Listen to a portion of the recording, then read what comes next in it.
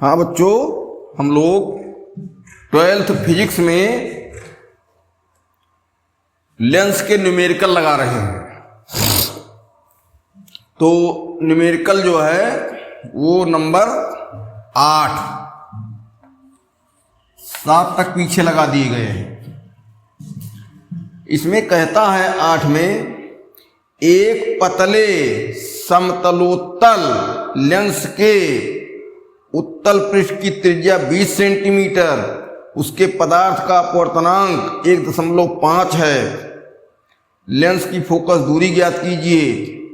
Lens से 80 centimetre दूरी पर रखे पिन के प्रतिबिंब की दूरी ज्ञात कीजिए। प्रतिबिंब का आवर्धन ज्ञात कीजिए। समतलोत्तल लेंस कैसा है? समतलोत्तल।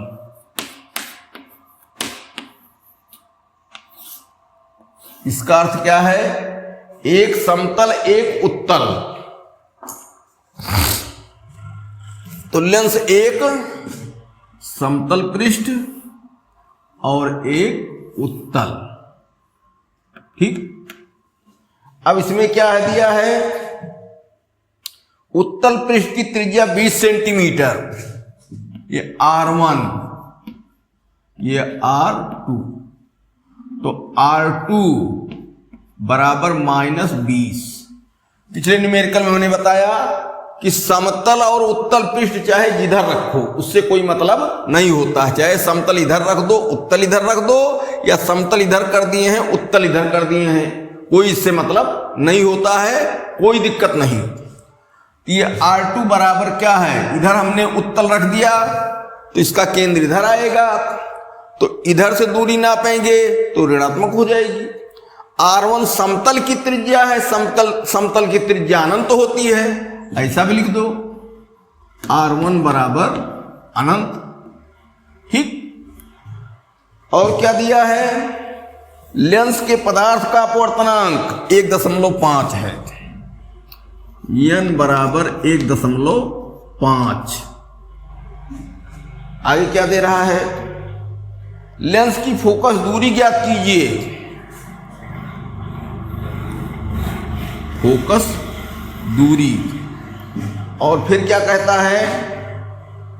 लेंस से 80 सेंटीमीटर दूर रखे पिन के प्रतिबिंब की स्थिति बताओ। एक पिन माने वस्तु रखी गई है, U बराबर -80 सेंटीमीटर। बस की दूरी बताएं, हमेशा माइनस रहेगी। ठीक। तो दो इसमें प्रश्न हो गए। एक तो फोकस दूरी बताना है और एक U दिया है -80, तो प्रतिबिंब की स्थिति B बताना है और आवर्धन भी बताना है। 3 प्रश्न हो गए इसमें। ठीक। तो अब लेंस मेकर का सूत्र पहले ले लें, उससे फोकस दूरी आ जाए। तो लेंस मेकर के सूत्र से लेंस मेकर के सूत्र से 1/f बराबर n-1 और 1/r1 माइनस 1/r2। ठीक। अब मान इसका क्या दिया है? फोकस दूरी इसकी धन रहेगी, उत्तल है, यहां 1.5 -1 और 1/r1 का मान क्या है? अनंत, -1/-20। हल करो। 1/f बराबर 0.5 आया। यहां 1.5 में से 1 घटा दिया गया और यहां 1/अनंत होता है क्या? 0 और डबल माइनस ये हो गया प्लस, तो गुणे 1/20। ठीक। अब तिर्यक गुणा कर दो, चाहे ऐसे लगा दो, यह बराबर 0.5/20 और ये हो गया 1/f बराबर 5/200। 10 का गुणा कर दो, दशमलव हटा दो, 5 चौक 20, तो यह बराबर ये 1/40 बन रहा है, तो 40 सेंटीमीटर। ठीक। अब फोकस दूरी क्या निकली लेंस की? 40 सेंटीमीटर। एक उत्तर ये आ गया। अब कह रहे हैं दूसरे में चलो, u बराबर -80। ये गजब की स्थिति है। उत्तल लेंस में ये पोजीशन ध्यान रखो, न्यूमेरिकल में बहुत जरूरी है। 2f, f और 2f। दर्पण में बताए थे, अवतल दर्पण में C पर अगर वस्तु रखी जाती है वक्रता केंद्र पर, तो वक्रता केंद्र पर ही प्रतिबिंब बनता था, बराबर बनता था, और दूरी बराबर रहती थी वक्रता त्रिज्या के बराबर। वही पोजीशन लेंस में होती है। लेंस में C ना लिख करके 2f लिखा जाता है। तो फोकस दूरी 40 है और रख रहे हैं 80 पर। इसका मतलब क्या? यहां वस्तु हो गई,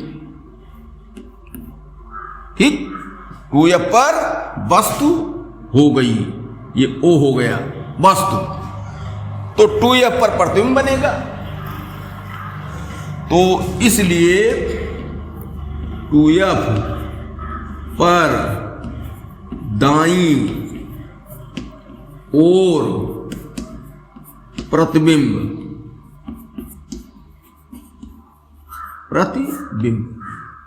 ठीक। तो इसलिए b बराबर 80 सेंटीमीटर। अब इसको कहोगे कि हम इस तरीके से लगा दिए। एक बराबरी वाली पोजीशन लेंस में ये दर्पण के तरीके से बनती है, अवतल दर्पण के तरीके से। अवतल दर्पण की पोजीशन उत्तल लेंस में फिट होती है आके। तो यहां क्या हुआ? फोकस दूरी 40 आई, ये कह रहे हैं 80 पर रखे हैं, तो 2f पर नहीं रखे हैं। और 2f पर जब रखते हैं तो प्रतिबिंब 2f दूरी पर ही दाईं ओर, दूसरी ओर बनता है। तो बराबर दूरी हुई, 40 गुनाई 80 और 40 गुनाई 80। UVF से लगाओगे तब भी यही आएगा। चलो हम लगा देते हैं। 1/f बराबर 1/b माइनस 1/u से। ये लेंस का साधारण सूत्र है। तो फोकस दूरी इसकी क्या है? 1/40 बराबर 1/b प्लस रहेगा। इधर रखेंगे तो इधर प्रतिबिंब बनेगा, तो b का चिन्ह प्लस, माइनस 1/-80। u बराबर 80 दिया है, डबल माइनस से प्लस हो गया। 1/40 बराबर 1/b प्लस 1/80। अब 1/80 पक्षांतर कर लो। 1/40 माइनस 1/80 बराबर 1/b। लघुत्तम क्या आया? 80 आया। 40 दुनाई 80, 2 माइनस 80 के 80, तो 1/b या 1/80 बराबर 1/b, तो b बराबर 80 सेंटीमीटर। ठीक। अब b का मान भी आ गया। m बराबर b/u। अब यहां क्या होगा? b का मान 80 प्लस u का मान -80 बराबर -1। आवर्धन हो गया -1। इस तरीके से सब पोजीशन आ गई। तो 2f वाली भाई बात याद रखो, लेंस में प्रतिबिंब बनने के लिए बहुत ये बढ़िया एक पॉइंट होता है। ऐसे अवतल दर्पण में इसका लाभ लिया जाता है।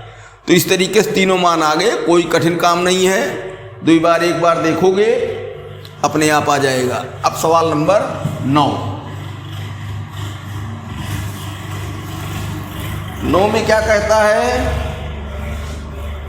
9 में कहता है कि 1.5 अपवर्तनांक वाले कांच से बने एक लेंस की वायु में फोकस दूरी 50 सेंटीमीटर है।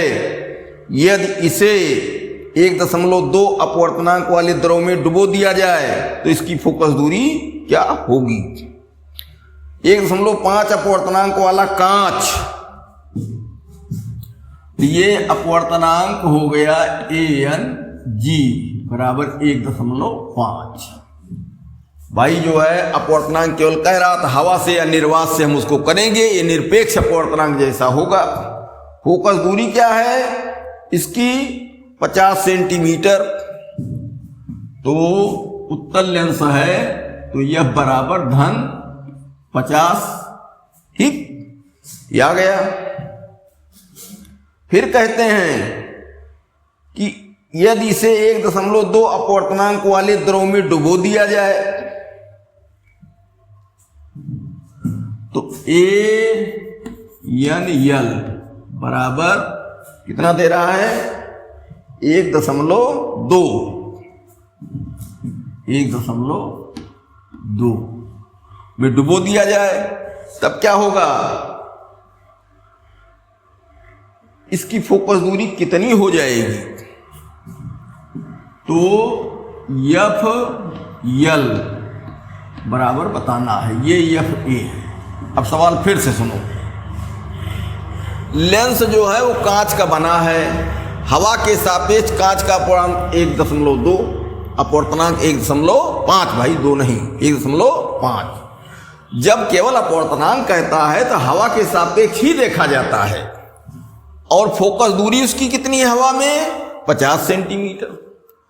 अब फिर क्या कहते हैं कि इसको एक द्रव है जिसका हवा के सापेक्ष अपवर्तनांक 1.2 है, उसमें डुबो दिया जाए या रख दिया जाए तो इसका मतलब क्या हुआ कि जब द्रव में रखेंगे लेंस को तो द्रव से कांच में प्रकाश किरण जाएगी, तब द्रव के सापेक्ष कांच का अपवर्तनांक हमको चाहिए।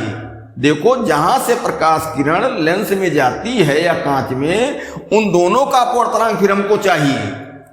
तो यहां हवा के सापेक्ष कांच का दे दिया, हवा के सापेक्ष द्रव का दे दिया। इसका मतलब हम जब लेंस को द्रव में रखेंगे तो द्रव के सापेक्ष कांच का चाहिए। तो ये हमको एक नया मामला यहां मिला, LNG, ये हमको मिल जाए, ठीक।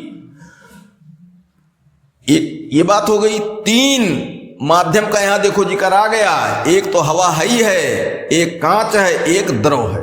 तो 3 क्रमिक समांतर जो माध्यम है उनके सूत्र से हम द्रव के सापेक्ष कांच का अपवर्तनांक निकालें, क्योंकि अब लेंस हमारा कांच वाला द्रव में रखा जा रहा है तो द्रव से प्रकाश किरण लेंस में कांच में जाएगी ना। तो ये हमको LNG निकालना है, तब उसकी फोकस दूरी बताएंगे। एक बात और समझ लो, फोकस दूरी कम आएगी कि ज्यादा आएगी? देखो हवा से कांच के अपवर्तनांक में काफी अंतर है, मतलब हवा और कांच की सघनता में बहुत अंतर है। हवा बहुत विरल या निर्वात ही मानेंगे इसको, निरपेक्ष अपवर्तनांक को, और कांच सघन। तो जब अंतर ज्यादा है यहां प्रकाश किरण ज्यादा मुड़ेगी। यहां AnL 1.2 है, यहां भी अंतर है, लेकिन अंतर हवा या निर्वात और द्रव में कुछ कम है इसके मुकाबले। अब LNG की बात हो रही है, द्रव और कांच। तो द्रव और कांच का जब मामला आ जाएगा तो द्रव और कांच की सघनता में अंतर कम हो जाएगा। द्रव और कांच की सघनता में अंतर कम रहेगा। हवा भाई बहुत विरल है, निर्वात एकदम विरल है, लेकिन जब द्रव और कांच ले लेंगे तो अंतर बहुत कम हो जाएगा, तो प्रकाश किरण कम मुड़ेगी। तो फोकस दूरी इसकी 50 से ज्यादा आनी चाहिए, फोकस दूरी इसकी 50 से ज्यादा आनी चाहिए। तो पहले हम अब निकाल लें अपवर्तनांक। देखो हमने बताया कि 3 माध्यम का जब भी मामला आता है, तीनों माध्यम का नाम लिखो, कोई भी नाम पहले लिखो, कोई बाद में लिखो, कोई बीच में लिखो, उससे कोई मतलब नहीं। इतना है कि जो पहले लिखो उसको बाद में दोहरा के फिर लिखो, 4 हो जाएं। 3 माध्यम है और पहला वाला दोहरा के लिखा जाएगा 2 बार, तो हो जाएगा संख्या लिखने की शब्दों की 4। तो यहां हवा ले लो, द्रव ले लो, कांच ले लो और हवा फिर लो। भाई चारों लिखेंगे, पहला वाला माध्यम दोबारा दोहराएंगे। यहां हमने एक सावधानी की है, द्रव के बाद कांच लिखा है।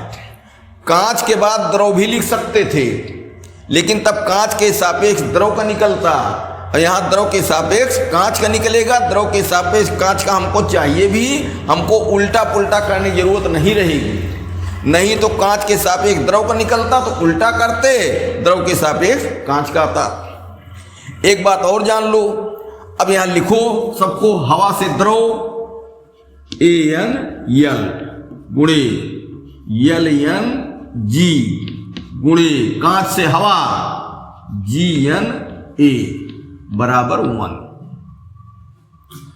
AnL दिया है साफ साफ 1.2 गुणे LnG हमको निकालना ही है, गुणे GnA। तो AnG दिया है, GnA बताना है, तो उल्टा है तो 1/1.5 बराबर 1। अब इनको पक्षांतर करो, 1.2 ऊपर है तो नीचे जाएगा, ये नीचे है तो ऊपर जाएगा। LnG बराबर 1.5/1.2, ठीक, या 15/12 या 3×15 3×4 5/4 आया। एक से बड़ा अपवर्तनांक है, इसका मतलब द्रव विरल है कुछ, कांच उससे सघन है, लेकिन सघनता में काफी निकटता आ गई है। अब क्या करेंगे, हमको मिल गया क्या, अपवर्तनांक मिल गया द्रव के सापेक्ष कांच का। यहां R1 R2 नहीं दिया गया है, ठीक, तो लेंस मेकर का सूत्र लगेगा तो R1 R2 चाहिए। इसमें ऐसा किया जाता है कि एक हवा के लिए मामला क्लियर है, हवा कांच के लिए, तो उसमें लेंस मेकर का सूत्र रख देंगे, n का मान दिया है, फोकस दूरी दी गई है। R1 R2 ऐसे रहने दो। फिर क्या करो, द्रव के लिए लिखो, अपवर्तनांक मिल गया, ठीक, और R1 R2 त्रिज्याएं लेंस की कहीं भी डुबो, कहीं भी रखो, फोकस दूरी बदलती है लेकिन त्रिज्याएं नहीं बदलती हैं। कहीं भी रख दो, लेंस का आकार थोड़ा बदलेगा, सघनता पर असर पड़ेगा बगल वाले माध्यम से, ठीक है, लेकिन लेंस ठोस बना होता है, उसकी फोकस वो वक्रता त्रिज्या R1 R2 पर कोई असर नहीं पड़ता है। तो एक समीकरण पहली स्थिति से बन जाए, एक समीकरण दूसरी स्थिति बन जाए, और दोनों को भाग दे देंगे, R1 R2 वाला पद जाएगा कट, बात हो जाएगी खत्म, हमको फोकस दूरी मिल जाएगी। अब तो क्या यहां लिख दिया जाए, हवा के लिए, हवा के लिए, ठीक, 1/FA बराबर क्या हुआ, AnG -1 और 1/R1 -1/R2, समीकरण 1। और फिर द्रव के लिए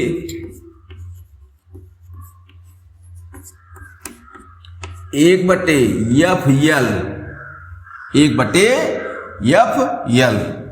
बराबर LnG -1 और 1/R1 1/R2, समीकरण 2, ठीक। यहां मान हमने AnG LnG का नहीं रखा है, मान अभी बाद में रख लेंगे। अब समीकरण 1 को 2 से भाग दे दें या 2 को 1 से, किसी को, तो ये त्रिज्या वाला पद कट जाएगा और ये बचेंगे, ये हमारे पास हैं। तो समीकरण 1 समीकरण 2 क्या हुआ, 1/FA 1/FL बराबर क्या बना, AN G -1 बटे LN G -1। ठीक, ये उलट के ऊपर चला गया, FL बटे FA बराबर यहां रखो ANG 1.5 -1 बटे LNG 5 बटे 4 -1। FL बताना है, FA उत्तल लेंस है, फोकस दूरी कितनी दी गई है 50 बराबर 0.5 घटाने पर आया, और यहां क्या आएगा 1/4। अब ये 4 चला जाएगा ऊपर, बटे का बटा है, नीचे ये सेटिंग है 1/4 चला गया ऊपर, तो FL बटे 50 बराबर 4 गुणे 0.5 बटे 4 पंचे 20, तो FL बटे 50 बराबर 2/1, तो FL बराबर 100 सेंटीमीटर। अर्थात फोकस दूरी द्रव में रखने पर उसकी हो गई 100 सेंटीमीटर। पहले ही बताया गया था कि फोकस दूरी बढ़ के आनी चाहिए। तो जब किसी लेंस को द्रव में डुबोया जाता है तो ये बात ध्यान में रखो कि फोकस दूरी बदलेगी, लेकिन लेंस की वक्रता त्रिज्याएं R1 R2 नहीं बदलती हैं।